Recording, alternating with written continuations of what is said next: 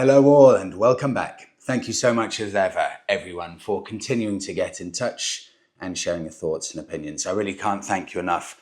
I'm so sorry that I don't get to reply to every comment in every email, but I promise you that firsthand I read all of them and they're all instrumental in creating these episodes on a weekly basis. So please do continue to get in touch. I'm delighted to say as well, we've just had a brand new shipment of our book, The Lost Biker Story. So if you're interested in that, you can go and check it out on our website, thelibertatia.com. That's biking stories from the 1950s all the way through to the 1980s. Those lucky North Americans. This is a continuation from me discussing the Honda XR650L that's still for sale in North America. But we Europeans have lost these kind of bikes decades ago. Take a listen to this. I'll start with John. Freddie, I'd be tempted to fly over to the United States, buy that Honda XR650 and then post it home in parts, reassemble it here in the UK, and then register it. So just to refresh our memories, that's the Honda XR650L, $7,000 US brand new. Just let that soak in. That's 5,200 pounds, 650cc, 158 kilo wet weight. So that's fully fueled and ready to go. Launched in 1992, and it remains unchanged. This dual sport motorcycle with 35 horsepower, unchanged in 33 years. First, let's get down to the reason North Americans get these bikes and we don't. This is from Freddie. Freddie, you get to keep importing a bike like this Honda, in the USA as long as no changes are made to it. This is the key. So long as these motorcycles stay exactly the same, they're good to go. Once there's been any kind of serious update to the motorcycle, then they would require all of the safety and emission standards to be retested as a brand new bike. But so long as you keep the bike the same, the laws in North America are that the emission standards, the safety standards, they are relevant for when the bike is launched. You don't need to keep redoing all of these tests, and that's why you get these time warp motorcycles. So if you're looking at buying something, like, for example, the brand new Honda XR650L in the USA, ship it over to the UK. The only problem with that is you're going to have the import duties, the taxes. That's going to be about 30%. So if you're looking at a bike that costs £5,200 without any US sales tax, by the time you've added £1,600, for example, in import taxes and duties, and then about £900 for shipping costs to get it over to Europe, you're up to about £7,800. So the money does go up fairly quickly. This is why I think it may be better to take a look at the used market, see if there's a more cost-effective way that we can do this. But before I do that, bear this in mind, just how desirable these, I say American motorcycles, these motorcycles still sold as new in North America are. This is from a website in the UK that specializes in selling vehicles available in the USA, not just American vehicles, but vehicles like the Honda XR650L. Here's a 2021 model, for example. It's a 4-year-old motorcycle with low mileage, 400 miles, but the price is £11,000. So the price in the UK for a 4-year-old motorbike here is double the price of a brand new one in North America. And this isn't just some price they've picked that's overinflated. No, this bike has sold.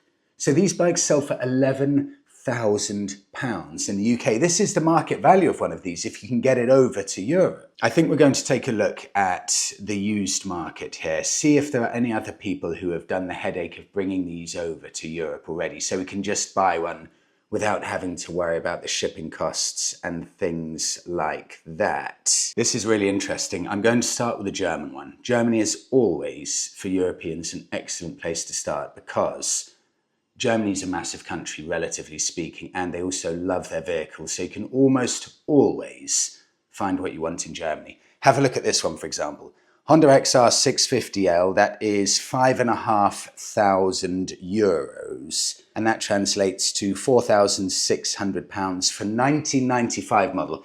So remember these specs, £4,600 sterling equivalent, 1995 model with 12,000 kilometers on the clock. Then we take a look at one from North America. This one's from the USA. It's 3,400 pounds. So this bike here is 200 pounds cheaper than the German model, but instead of being a 1995 model, for slightly less money, you get a 2021 model. You get a bike that's 26 years newer for £200 less. So you've got 26 years less of wear and tear, but you get it for cheaper. Of course, then you just have to calculate in your head if it's worth it with the shipping costs.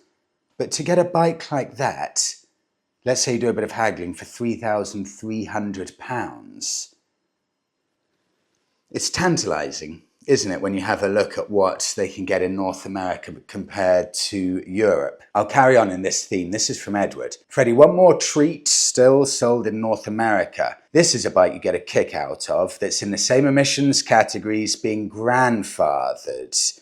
It is the Yamaha TW200. This is the farm vehicle of off-road machines that is street legal and available all through the USA and Canada.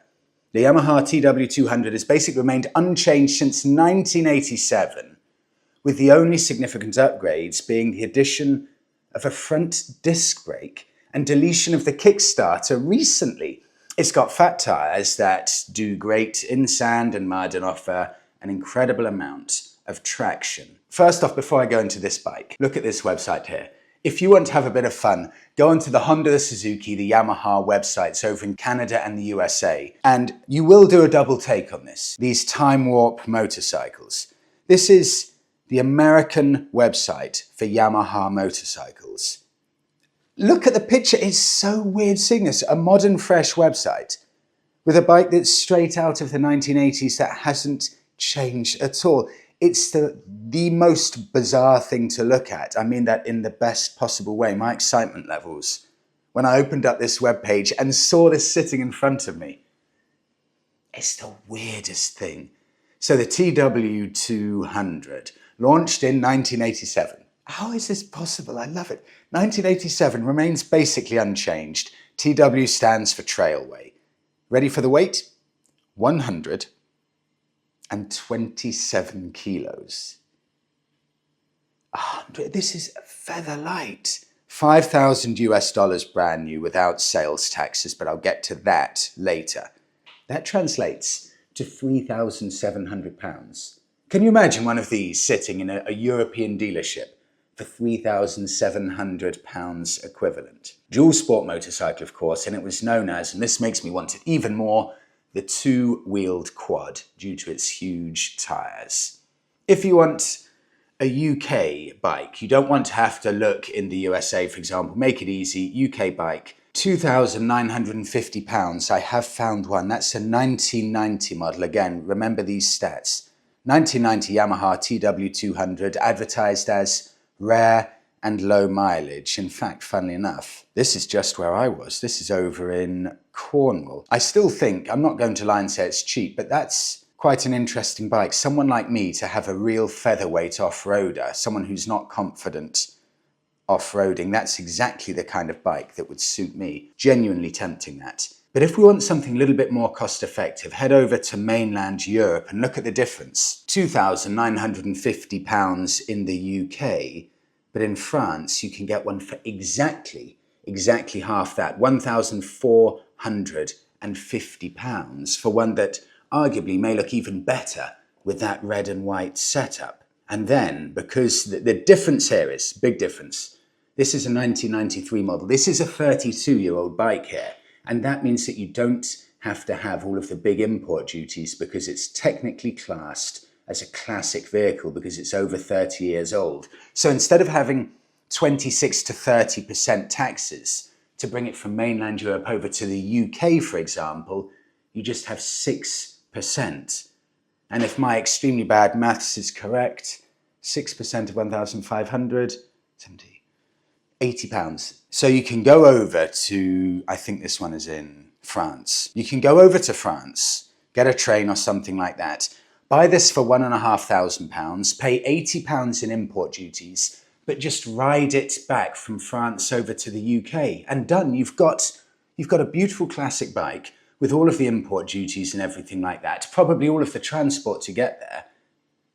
£1,800, and to get it in that colour combination, that is ridiculously off the scale exciting to get something like that. Ultra featherweight bike. This is one of the most tempted periods I've ever been, or I've ever had, for considering a trail bike, a dual sport bike like one of these for really sensible money. If you are considering this, for example, heading over to the USA, buying a brand new dual sport motorcycle, one of these time warp ones, what's the best option for this? Edward has a brilliant insight. Freddie, there are 5 US states with no sales tax, including Delaware.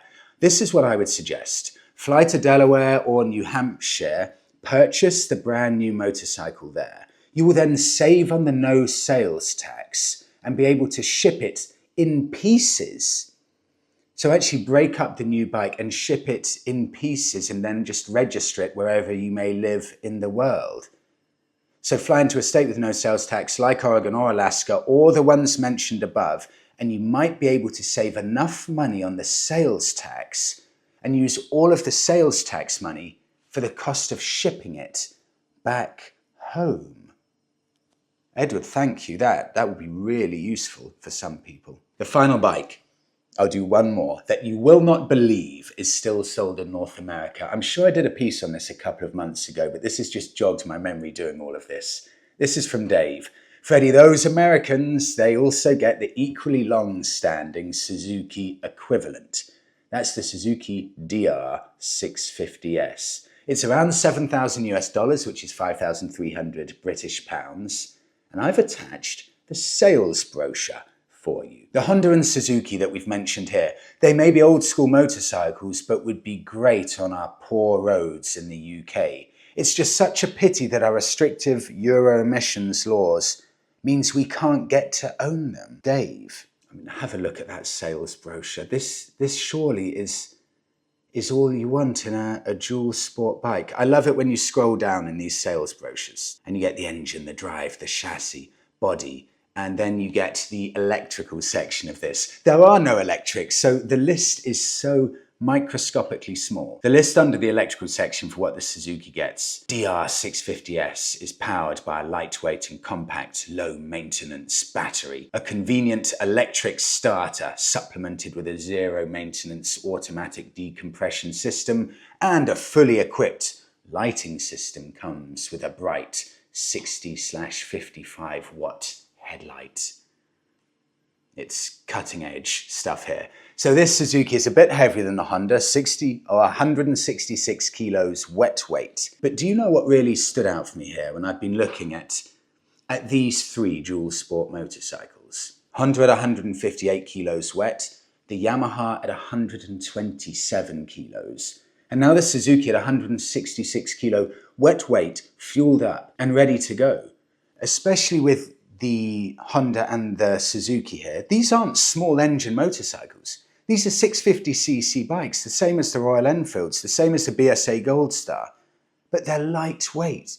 It just shows that all of these electricals, everything that we're having to add to bikes are getting about 40 kilos heavier on average. These are lightweight bikes with proper sized engines. And then you look at that Yamaha 200. I mean, when have you seen a 127 kilo bike recently? It's incredible. So the Suzuki launched in 1990, so it's been around 35 years, hasn't changed at all. It's got 37 horsepower, and the US price in UK pounds sterling, I've converted it, £5,300.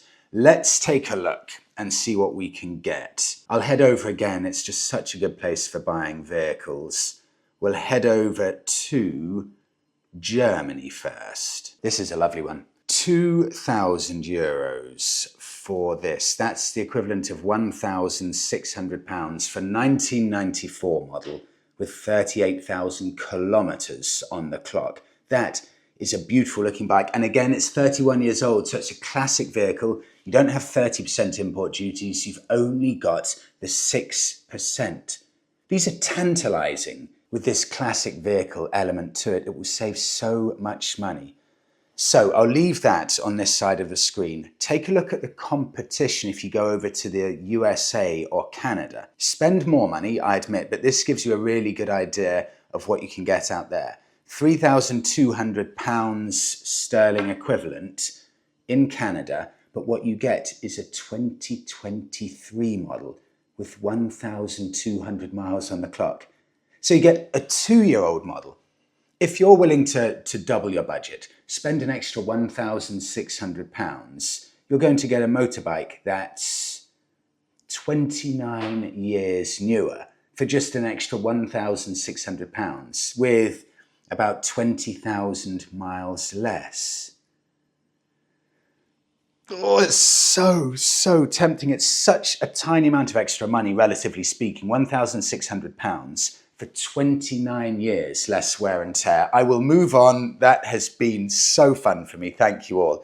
Professional tubeless wheel conversions. This is from a conversation that we had probably, a few months ago. My memory's too bad, where people were saying, look, we don't want tubed tires anymore because they're potentially, some people see them as too dangerous and just too much faff and hassle, too difficult to fix a repair of. It seems that the vast majority of people, there are always some people who disagree, but the vast majority, when we did this discussion last time, would far prefer tubeless tires over tubed. The problem is, do you trust yourself to do it? Well, now, thanks to Alan's input here, that won't be a problem. This is a professional service here that I'm going to read out who will change your wheels from tubed to tubeless. From Alan over in Scotland. Freddie, I love my Triumph Bonneville T120 Bud Ekins edition, but I was concerned about having tube tyres, which is what comes as standard. It's a nightmare if you get a puncture in the middle of nowhere in Scotland where I live, or anywhere for that matter. I was chatting to a lad at a classic car show who told me to contact Central Wheel Components in Birmingham. What a revelation. These guys are brilliant. They do a full professional conversion of your wheels from tube to tubeless. They do most, if not all, of the wheel work for the National Motorcycle Museum. That's fascinating in itself. They took me into the workshop to show me the process. I now have tube tyres at a very reasonable price, I think, of £321 for both wheels, including VAT, and return delivery back to Scotland. All of that included for £321. If we take a look at the website here, I'll just read out this first bit. So they've developed here what they call an airtight system, central wheel tubeless system.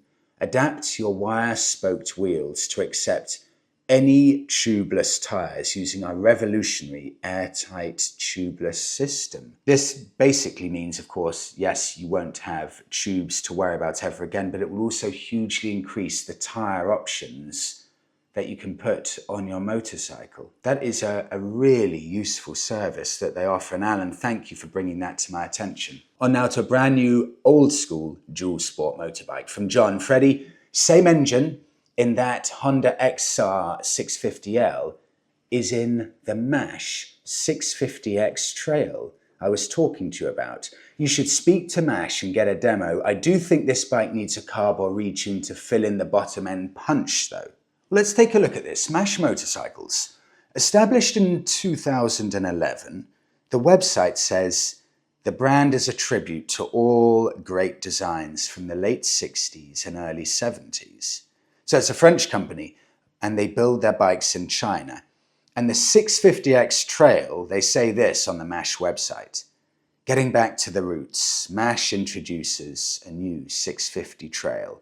Obviously, like its ancestors, it's equipped with an air oil-cooled big mono. Modern and vibration-free, the 650cc dry sump engine has 4 radial valves and offers 40 horsepower. So these specs are pretty much all exactly the same as these classic bikes still being sold in North America. And the engine here is based on the Honda XR650. So it's going to be completely bulletproof if they follow the blueprint of that engine to the letter. £5,400 brand new, which is extremely reasonable, with a wet weight of 180 kilos. So it's got about an extra 25 kilos on the likes of the Honda and an extra 15 kilos on the Suzuki, which kind of confirms what I was saying, although this is a decent lightweight. Bikes are just heavier now. Even than this one, which doesn't really have too much extra stuff, it's still a good 20 kilos or so. Heavier than those bikes that came out 35 years ago.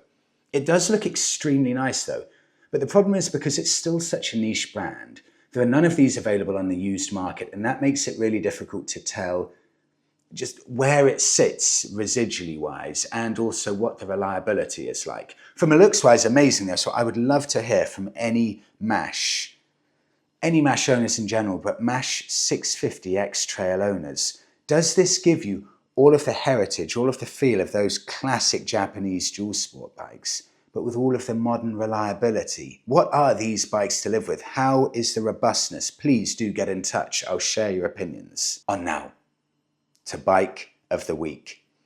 This is a worthy Bike of the Week from Adam here. In fact, I'm going to keep it secret a bit here. I'm going to read out Adam's input here for Bike of the Week, but before I do that, I'm going to read out 3 or 4 different overviews of this bike, omitting the name of the bike. I want to see if any of you can get it just by these insanely stellar reviews of it. Adam, I'll come to you in a second. I'll start with motorcyclespecs.co.za, South African site. The undisputed king of the desert, thanks to its lightweight aluminium frame, race-bred suspension, and massively powerful engine. Google says this: the XXXX is a legendary liquid-cooled dual sport motorcycle known for its off-road prowess and reliability, particularly in desert racing.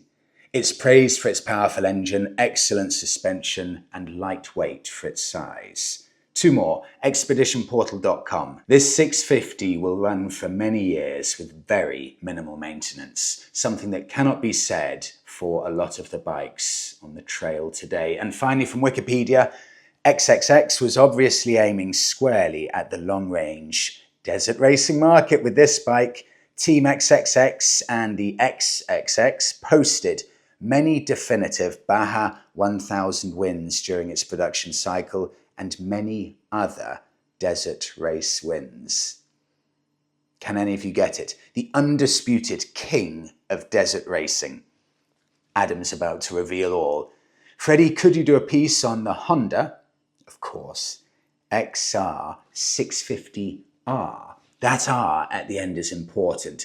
This differentiates it from the L. The L is the softer version, the R, full on as hardcore as you can get. It's a very different bike to the XR 650L. It's water cooled, no electric start, aluminium frame, lots more power. It was built by Honda purely to win the Baja Desert Race. Adam, you said enough. Is there anything cooler than that? With a manufacturer building a bike purely to win the Baja Desert Races, that's off the scale cool, which it dominated for years.